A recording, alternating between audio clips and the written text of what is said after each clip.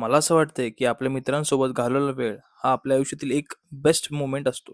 त्यात आपण खूप दिवसांनी भेटलो असलो, तर आणखी मजा येते. आता तुम्हाला समजलं असेलच, आम्ही 3 जण भेटलोय. नुसतं भेटलोच नाही, चाललोय एका ट्रेकसाठी. त्यासाठी खोपोलीपासून 15 ते 20 किलोमीटर अंतर असलेल्या लोहगडला जायचं ठरवतो. पण संडेमुळे लोहगडला लई गर्दी आलेली असते. मग म्हणतोय, की यांना चला विसापूरला इथनं डायरेक्ट जाऊया. आणि नशिबाने विसापूरला काहीच गर्दी नसते. आणि मग काय गर्दी कमी असल्यामुळे आमच्यातला एकटा व्लॉगर जागा होतोय. Hello guys welcome to my YouTube channel असं म्हणून आपल्या यूट्यूब चॅनलची सुरुवात पण करतो. आणि असं म्हणत आम्ही पोहोचलो त्या किल्ल्याच्या वाटेवरती. वाट पूर्ण दगडात नव्हती आणि पाऊस पडल्यामुळे कणी वरनं पाणी आलतं. थोडा थकवा तर जाणवत होताच, पण चेहऱ्यावरती स्माईल देऊन म्हटलं की काय पण होते पूर्ण करायचं आहे. मग तिथनं वर गेल्यावरती किल्ल्याचा नजारा बघून आमचा पूर्ण थकवा गायब झाला. वरती गेल्यावर हवेत पूर्ण थंडी होती. मग म्हणलं इथेच बसून थोडं समोरचा व्ह्यू बघूया, व्ह्यू एन्जॉय करूया. किल्ला वर चढून आल्यामुळे लई भूक लागली. मग म्हणलं तिथं खाली मावशी मॅगी द्यायल्या, ती मॅगी घेऊन खाऊया.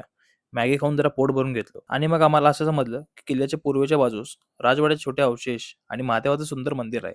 तेच बघण्यासाठी आम्ही निघालो किल्ल्याच्या पूर्वेच्या बाजूला. वाट पूर्ण जंगलात नव्हती आणि त्याच जंगलातल्या झाडांवरती अशी हिरवी चादर पसरली होती. दिसायला एकदम सुंदर दिसायला ते. असं वाटत होतं, की स्वर्गातच आलोय आम्ही. हे सगळं बघत-बघत पुढे गेल्यावरती आम्हाला तिथल्या जुन्या राजवाड्याचे अवशेष दिसले. राजवाड्याच्या बरोबर मागच्या साईडला महादेवाचं मंदिर होतं असं समजलं. मग चिखलातनं वाट काढत-काढत आम्ही पोहोचलो त्या महादेव मंदिरापाशी. आज किल्ल्यावरती गर्दी काहीच नसल्यामुळं आम्हाला दर्शन एकदम निवांत मिळालं. महादेवाचं दर्शन घेतलो आणि तिथनं लगेच निघालो पुढल्या साईडला म्हणजेच पूर्वेला लोहगडच्या बाजूला. तिकडे जाताना आम्हाला असं दिसलं, की ढग खाली उतरायला लागलेत आणि ते इतकं सुंदर होतं की नाही. मी म्हणलं ते जाऊन पहिला टाइम लॅप्स लावूया, जेणेकरून आपल्याला ते मोमेंट ती काय असेल तो व्ह्यू पूर्ण कॅप्चर करता येईल. असं म्हणत आम्ही पुढे जाऊन कॅमेरा लावला आणि त्याच कॅमेऱ्याच्या बाजूला थोडा आराम केला. थोड्या वेळानं उठल्यावर जो टाइम लॅप्स आम्हाला भेटलाय आणि जो व्हिडिओ भेटलाय तुम्हीच बघा.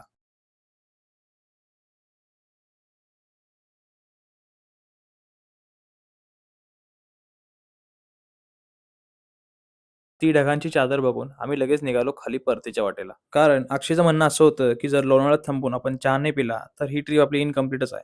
मग त्याच्या म्हणण्यानुसार आम्ही तिघं पण तिथंच थांबलो. चहा पिऊन घेतला, समोरचा नजारा एन्जॉय केला. तसं तर हा ट्रॅक माझ्यासाठी खूप स्पेशल होता. कारण आम्ही तिघंजण खूप दिवसातून फिरायला बाहेर पडलेलो. आणि या ट्रॅकला या दोघांपेक्षा चांगली कंपनी मला नाही वाटत कुठे भेटली असती. सांगण्याचा हेतू हाच आहे हो, मित्रांसोबत थोडा टाईम घालवा. कारण जबाबदारी येत जातील हो, पण ही वेळ परत येत नाही.